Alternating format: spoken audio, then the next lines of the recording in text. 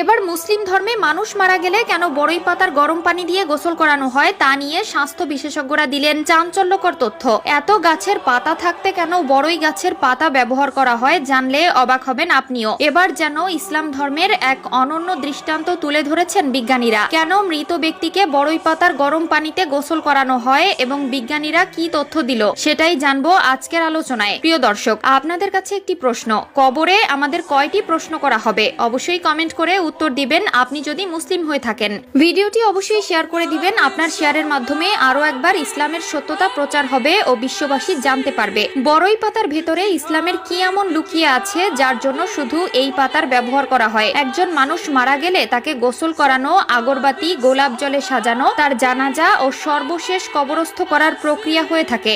এর ভেতরে মানুষের মধ্যে একটি প্রশ্ন থেকে যায়, এত গাছের পাতা থাকতে কেন ইসলাম ধর্মে বড়ই পাতার কথা বলা হয়েছে? কেন মৃত ব্যক্তিকে বড়ই পাতা দিয়ে গোসল করানো হয়? এই পাতার সাথে ইসলামের কি মিল আছে? এবার তাই প্রমাণ করতে আধুনিক বিজ্ঞান চালিয়েছে বিশেষ গবেষণা। বর্তমান আধুনিক বিজ্ঞান এই পদ্ধতির সঙ্গে একমত প্রকাশ করেছে। বিজ্ঞানীরা তাদের গবেষণায় দেখেছে বড়ই পাতায় রয়েছে বেশ কিছু অ্যান্টিসেপটিক গুণাগুণ। বড়ই পাতা পানিতে কিছুক্ষণ ভিজিয়ে রাখলে এক ধরনের আঠালো প্রাকৃতিক নির্যাস পানির সঙ্গে মিশে যায়, যা মানব শরীরকে জীবাণুমুক্ত করতে অ্যান্টিসেপটিক হিসাবে দুর্দান্ত কাজ করে। মুসলিম ব্যক্তিদের মৃত্যুর পর গোসল করিয়ে তারপর কবরে দেওয়া হয়, আর এই গোসলের সময় তাদের বড়ই পাতার পানি দেওয়া পানি দিয়ে গোসল করানো হয়। হাদিসের নির্দেশনা অনুযায়ী মৃত ব্যক্তির গোসলের পানিতে বড়ই পাতা বা কুল পাতা দেওয়া ইসলামী শরীয়ত সম্মত একটি রীতি, কেননা বড়ই পাতা পরিষ্কার পরিচ্ছন্নতার জন্য খুবই কার্যকরী। যদি বড়ই পাতা না পাওয়া যায় তবে সাবান বা এ জাতীয় কিছু ব্যবহার করাই যথেষ্ট। আর বড়ই পাতা মেশানো পানিতে গোসল করানো হলে প্রিয় নবী সাল্লাল্লাহু আলাইহি ওয়াসাল্লামের সুন্নাত আদায় করা হয়। অনেকে আবার এই রীতিকে ওয়াজিব বা আবশ্যক বলে থাকেন, তবে গোসলের পানিতে বড়ই পাতা দেওয়া ওয়াজিব নয়, বরং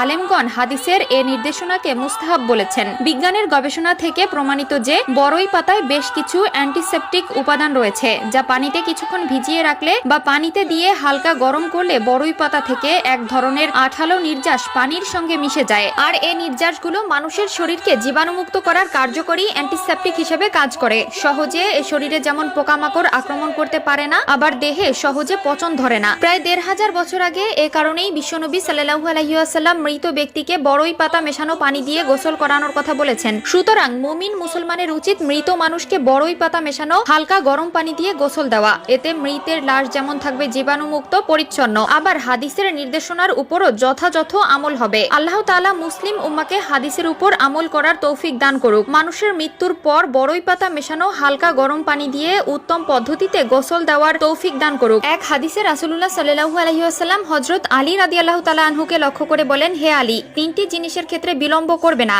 এক, নামাজের সময় আসবে তখন নামাজ আদায় করা থেকে দেরি করবে না। দুই, মৃত ব্যক্তির জানাজা যখন উপস্থিত হবে তখন কাফন দাফন সম্পন্ন করতে দেরি করবে না। তিন, কোনো অবিবাহিতা মেয়ের জন্য যখন কোনো উপযুক্ত পাত্র পাবে তখন তাকে পাত্রস্থ করা থেকে বিলম্ব করবে না। তিরমিজি শরীফ।